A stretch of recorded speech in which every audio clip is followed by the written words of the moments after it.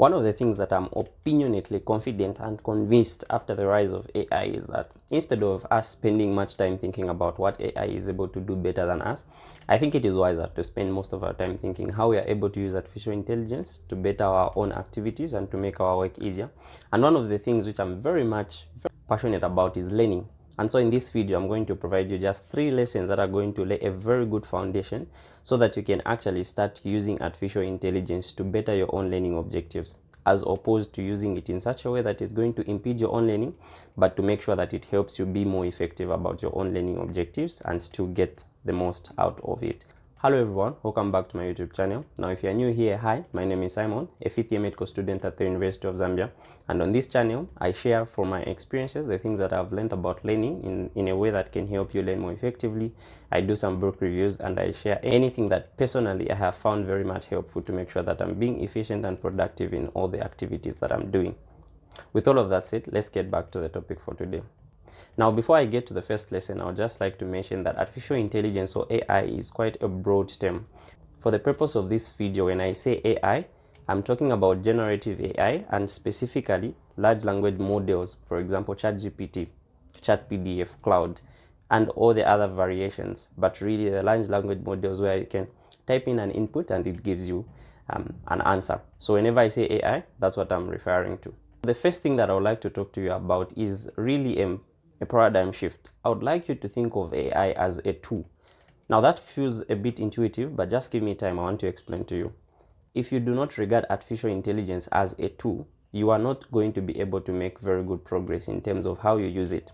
Now, if we are to think about what a tool is, let's say for example in the hands of a carpenter, a tool helps the carpenter do the work of the carpenter. The tool does not replace the work that the carpenter does, but the tool helps to make sure that the work that the carpenter is doing is able to do it in a very nice way, in a more efficient manner. The other thing about a tool is, if we take the same tools and give it to a person who knows nothing about carpentry, regardless of how good the tools are, they are not going to be able to produce very good work. So you actually see that the tool in and of itself does not have a lot of power unless it is in the hands of a skilled person who is able to use the tools to actually do what they want to do.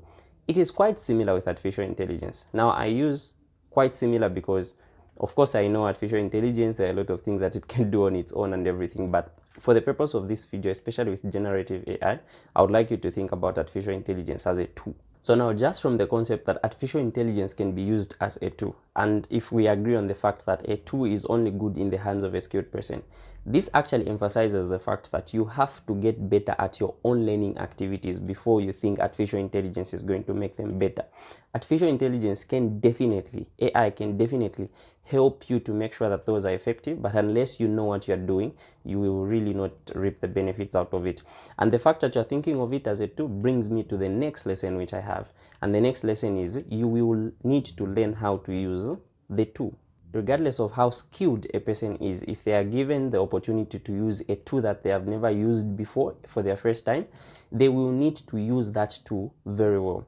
You can have 2 tools which do similar things, but maybe one is more effective than the other, and the way you use the both of them is quite different. Unless you learn how to use that specific tool the way it has been made, you will not be able to get the best out of it. And so when I say artificial intelligence, it seems like, for example, ChatGPT, I mean, what's there to learn about using ChatGPT? Isn't it like you just ask questions? Well, not necessarily. See, you did not make ChatGPT. You did not train that model, and that model is not a mind reader. So for you to think that you are able just going to put in your inputs and it will give you everything exactly the way you want is actually a mistake. That language model has got a language that it understands. So there's something that we call a prompt. So you need to be able to enter a prompt that ChatGPT or any other generative AI, a large language model, is able to give you an answer that you really need.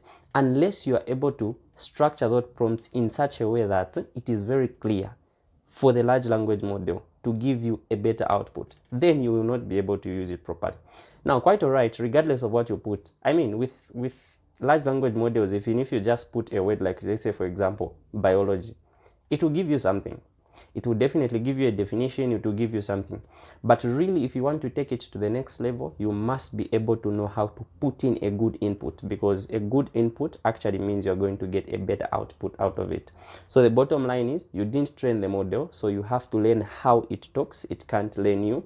Now it can, because it's artificial intelligence, it's able to become a bit more personalized to you, but you have got the first go to actually make sure that you're putting in good inputs.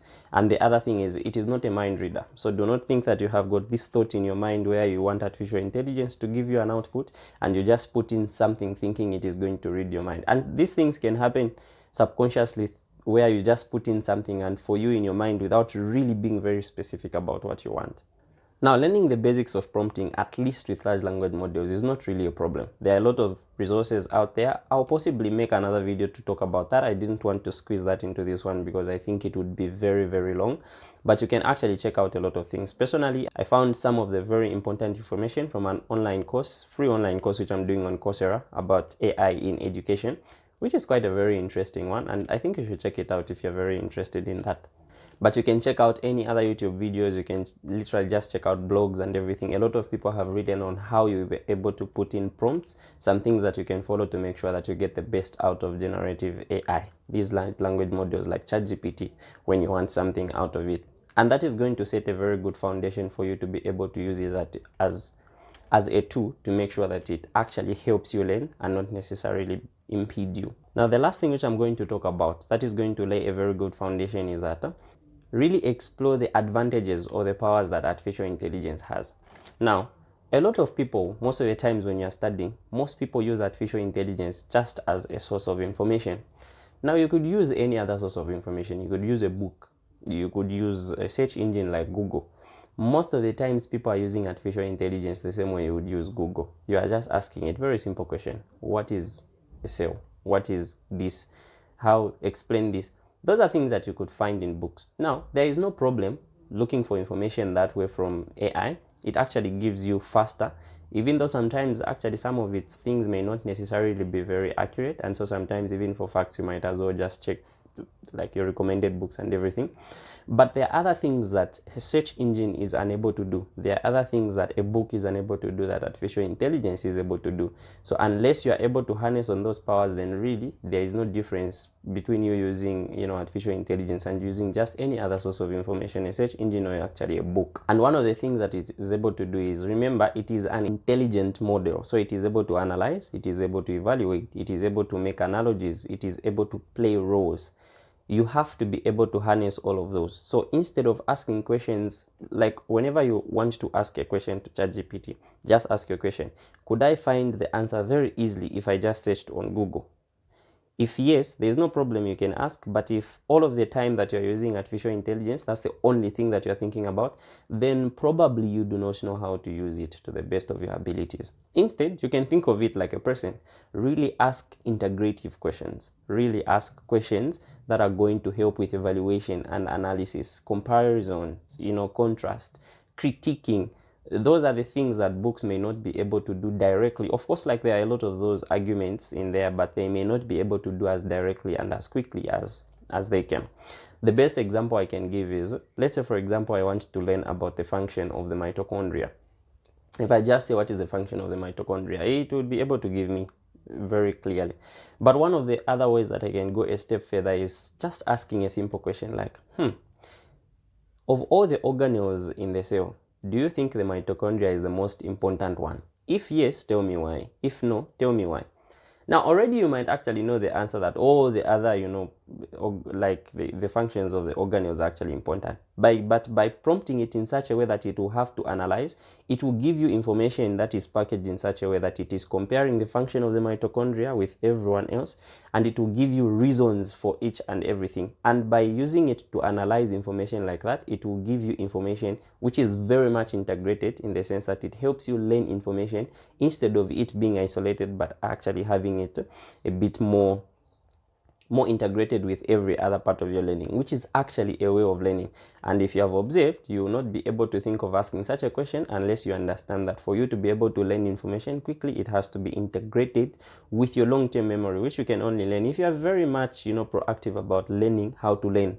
Or the other thing that I would ask is, okay, since you have explained how important the mitochondria is to the cell, what would happen if the mitochondria was not working? And can you give me examples of conditions where there is a problem with the mitochondria and how it does not work and how that affects how that condition is managed? Now, I'm a medical student, so when I'm thinking like this, it's that I don't just want to learn about the mitochondria, I want to learn the clinical application.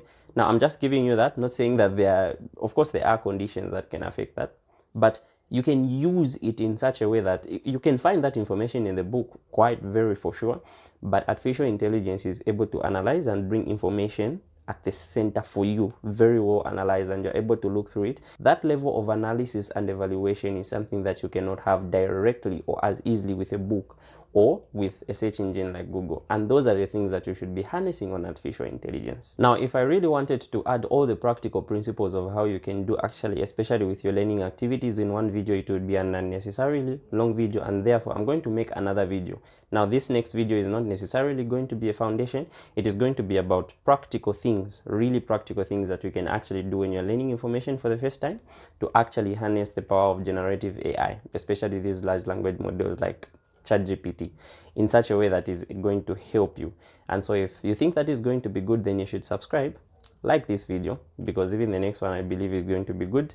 And you can also share this with a couple of friends so that when you come back to the next video, you already have a foundation. All right, guys, that's it for today. See you next time.